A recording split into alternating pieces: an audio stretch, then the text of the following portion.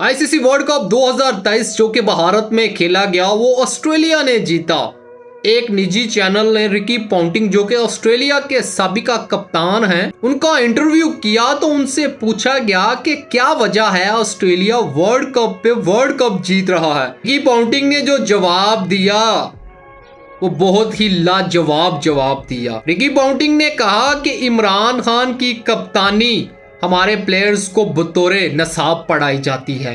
इमरान खान की कप्तानी, इमरान खान की बैटिंग, इमरान खान की कोचिंग, इमरान खान की बॉलिंग, इमरान खान की क्रिकेट में प्लानिंग हमारे प्लेयर्स को बतौरे नसाब पढ़ाई जाती है। इसकी वजह से ऑस्ट्रेलिया 6 वर्ल्ड कप जीत चुका है। दूसरा, ऑस्ट्रेलिया ने 2023 का वर्ल्ड कप जीता। उन्होंने अपनी जीत पाकिस्तान क्रिकेट टीम के साबिका कप्तान इमरान खान के नाम कर दी और अब ऑस्ट्रेलिया अपनी क्रिकेट टीम के लिए एक फंक्शन रूनुमा करवाने जा